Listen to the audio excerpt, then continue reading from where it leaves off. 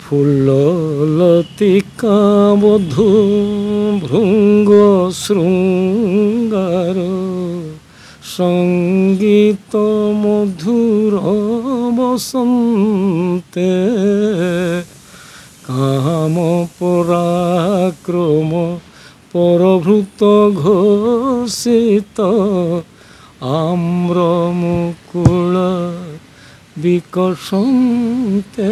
ମୁଁ ମଙ୍ଗଳା ପ୍ରସାଦ ପ୍ରଧାନ ବୃତ୍ତିରୁ ନିବୃତ୍ତ ହୋଇଛି। ଶିକ୍ଷକତା କରୁଥିଲି। ମୋର ଅବସରପ୍ରାପ୍ତ ଶିକ୍ଷକ ମୁଁ ଆରମ୍ଭରୁ ମୋ ବିଦ୍ୟାଳୟ ପରିସର ଭିତରେ ବିଭିନ୍ନ ସାହିତ୍ୟ କୃତି ସବୁ କରୁଥିଲି। ମୋର ପିଲାବେଳୁ ବିଭିନ୍ନ ସାଙ୍ଗରେ ମୋ କଲେଜରେ ମୋ ସ୍କୁଲରେ ମୋର ସାହିତ୍ୟ କୃତି ସବୁ ନାଟକ ଇତ୍ୟାଦି ଇତ୍ୟାଦି ଆଲୋଚନା କବିତା ପାଠ ଏସବୁ ଚାଲିଥିଲା। ମୁଁ ଗୋଟେ ଏବେ ବିଧିବଦ୍ଧ ଭାବରେ 2007 ମସିହାରେ ଗୋଟେ କାବ୍ୟ ମୋ ଦ୍ୱାରା ଲେଖା ହେଲା। ମୁଁ ଅନୁଭବ କଲି ଯେ ଆମେ ଯେଉଁ ଆଧୁନିକତାରେ ମୁଁ ଆଧୁନିକ କବିତା ଲେଖୁଛି ଏବେ ବି ଲେଖୁଛି। ଆମେ ପୁରାପୁରି ଆମ ଗୋଟେ ଧାରାରୁ ସାଙ୍ଗୀତିକ ଧାରାରୁ ପୁରା ପଳେଇ ଯାଉଛେ, ବିଚ୍ୟୁତ ହେଇଯାଉଛେ। ଆମେ ଆଉ ମାନେ ସେ ଉପେନ୍ଦ୍ର ଭଞ୍ଜର ରୀତି ସାହିତ୍ୟର ଅବସ୍ଥା କିମ୍ବା ଜୟଦେବଙ୍କର ଏ ସବୁ ଗୀତ ଗୋବିନ୍ଦର ଯେଉଁ ମହକ ଯେଉଁ ଆନନ୍ଦ ମୋତେ ସେ ବହୁତ ପରିମାଣରେ କାହିଁକି ପ୍ରଭାବିତ କଲା। ବୋଲେ ଗୀତ ଗୋବିନ୍ଦ ଭଳିଆ ଗୋଟେ କାବ୍ୟ ଏଇ ମାଟିରେ ଗୀତ ଗୋବିନ୍ଦ ସୃଷ୍ଟି ହେଇଛି। ଆପଣମାନେ ଜାଣିଛନ୍ତି ଗୋଟେ କାବ୍ୟ ସୃଷ୍ଟି ହେଉ ସେ ଗୋଟେ ରସାତ୍ମକ ବାତାବରଣ ସୃଷ୍ଟି କରିବ, କାବ୍ୟଧାରା ସୃଷ୍ଟି କରିବ। ତେଣୁ ମୁଁ ଧାରା ଶିରାଧା ବୋଲି ଗୋଟେ କାବ୍ୟଟି ଲେଖିଲି। ସେଫାକରୁ ପଢ଼ିଲେ ସେ ଧାରା ଶିରାଧା। ଏ କାବ୍ୟଟିକୁ ମୁଁ 16ଟି ଅଧ୍ୟାୟରେ ଅଧ୍ୟାୟୀକୃତ କଲି। ଯେତେବେଳେ ଅଧ୍ୟାୟିତ ହେଲା ତାହା ଏକ ଭିନ୍ନ ଢଙ୍ଗରେ ଅଧ୍ୟାୟିତ ହେଲା। କେହି କହିଛନ୍ତି ଏ 5000 ବର୍ଷ ଭିତରେ ଯେତେ ସାହିତ୍ୟ କୃତି ହେଇଛି ଏହିପରି ଅଧ୍ୟାୟୀକୃତ କୌଣସି କାବ୍ୟ ହୋଇନାହିଁ ସଂସ୍କୃତ ଏବଂ ଆମ ଓଡ଼ିଆ ଅନ୍ୟାନ୍ୟ ପ୍ରାନ୍ତୀୟ ଭାଷାରେ ମଧ୍ୟ। କ'ଣ ସେ ବିଶେଷତ୍ୱଟି? ଚନ୍ଦ୍ରଙ୍କର 16ଟି କଳା ଅଛି। ଏ ଚନ୍ଦ୍ର 16 କଳା ଆଡ଼କୁ ଯିବାର କାରଣ ହେଉଛି ମୁଁ ଯଦି ଜଗନ୍ନାଥଙ୍କୁ ବେଶ ଭିତ୍ତି କରି ସେ ରାଧାକୃଷ୍ଣଙ୍କ ଚରିତ୍ରଟାକୁ ଆରମ୍ଭ କଲି ଏବଂ ଜଗନ୍ନାଥଙ୍କ ପୁରୀ କ୍ଷେତ୍ରକୁ ବର୍ଣ୍ଣନା କଲି।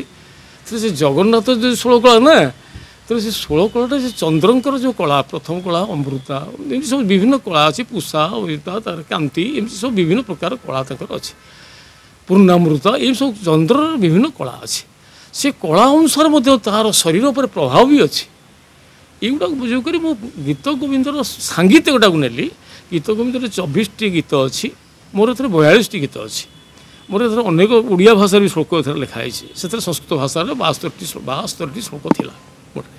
ଏଣୁ ଭଲ୍ୟୁମିନସ୍ ହେଲେ ବି ମୁଁ ତାଙ୍କ ଉପରେ ଋଣୀ ଏବଂ ତାଙ୍କୁ ହିଁ ଉତ୍ସର୍ଗ କରିଛି।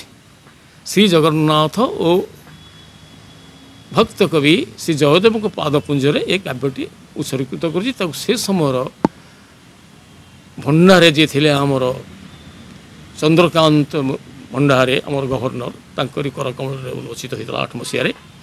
ସେଦିନଠାରୁ ବହୁ ନୃତ୍ୟଶିଳ୍ପୀ, ବହୁ ସଙ୍ଗୀତଜ୍ଞ ବିଭିନ୍ନ ଧାରାର, ଖାଲି ଓଡ଼ିଶୀ ନୁହେଁ, ଭାରତନାଟ୍ୟମ୍, ଆମର କଥକ, ଅନ୍ୟାନ୍ୟ ଯେତେ ପ୍ରକାର ଷ୍ଟ୍ରିମ୍ ସବୁ ଅଛି, ମୋହିନାଟ୍ୟମ୍, ସବୁ ଧାରାର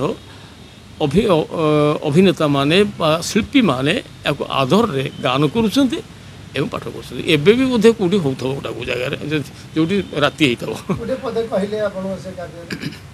ମୁଁ ତ ଗାୟକ ନୁହେଁ, ତଥାପି କହୁଛି ଗୋଟେ ପଦ। ଧାରାଟେ ବିଲୋମେ ସୃଷ୍ଟି ରାଧା ପରମେ ମିଳନ୍ତେ ଗତି ବିପରୀତେ ଉଜାଣି ବହନ୍ତେ। ପ୍ରସଙ୍ଗଟି ହେଲା ଆମର ରାଧା ଶବ୍ଦଟି ଆମ କୌଣସି ପୁରାଣରେ ନଥିଲା। ଆମ ଭାଗବତ ଯେଉଁମାନେ ପଢ଼ିଛନ୍ତି, ଆପଣମାନେ ପଢ଼ିଛନ୍ତି, ଘରେ ପଢ଼ାଉଥିବ, ସେଥିରେ ମଧ୍ୟ ରାଧା ଶବ୍ଦ ନାହିଁ। ଏ ରାଧା ଶବ୍ଦଟା ଏତେ ପାୱାରଫୁଲ୍ ଶବ୍ଦ, ଏତେ ଶକ୍ତିଶାଳୀ ଶବ୍ଦ ଇଏ ନଥିଲା କେମିତି କ'ଣ? ତେଣୁ କେମିତି କ'ଣ ତା'ର ଉଦ୍ଭବ ହେଲା? ତା'ର ଏକ ସେଇ ଧାରାଟାକୁ ଆଣିବା ପାଇଁ ମୁଁ ଯେତେବେଳେ ଧାରା ଶିରାଧା ଲେଖୁଛି ତ, ସେ ଯେମିତି ଗୀତ ଗୋବିନ୍ଦ ଏ ରାଧାଙ୍କ ଉପରେ ବହୁତ କଥା ଦିଆହେଇଛି। ସେ ଦଶାବତାର କରିଛନ୍ତି। ମୁଁ ରାଧା ଏବଂ ତାଙ୍କର ପ୍ରିୟ ଅଷ୍ଟସଖୀ ହେଲେ ତାଙ୍କର ବିରୁଦ୍ଧ ନଣନ୍ଦ ଯେ କୁଟିଳା, ତାକୁ ନେଇ ମଧ୍ୟ ଗୋଟେ 10 ନାୟିକା କରିଛି। ସେଇ ଛନ୍ଦରେ କରାହେଇଛି। ସଙ୍ଗୀତଟା ମୁଁ ତାଙ୍କଠାରୁ ଆଣିଛି, ସେଥିପାଇଁ ତାଙ୍କ ପାଖରେ ଚିର ଋଣୀ। ତାଙ୍କର ସାଙ୍ଗୀତିକତା। ତେଣୁ ଜୟ ରାଶେଶ୍ୱରୀ ରାଧେ,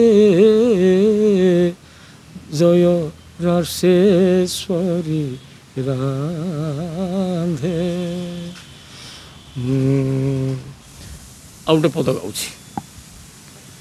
ପ୍ରଫୁଲ୍ଲ ଲତିକା ବଧୂ ଭୃଙ୍ଗ ଶୃଙ୍ଗାର, ସଙ୍ଗୀତ ମଧୁର ବସନ୍ତେ, କାମ ପରାକ୍ରମ ପରଭୃତ ଘୋଷିତ, ଆମ୍ର ମୁକୁଳ ବିକଶନ୍ତେ, ଶିହରତି ଶିହରତି ତନୁଲତା, ମଳୟ ମରୁତେ, ଯୋବାଜନ ଚିତ୍ତ ମନ ମତ ମନ୍ମଥ, ମନ୍ଥଇ ବିହଙ୍ଗମ ରୁତେ, ଶିହରତି ତନୁଲତା ମଳୟମ। এটা বসন্ত বর্ণাম করেছে। এমনি সব এইটু ঢাঞ্চা লেখা হয়েছে।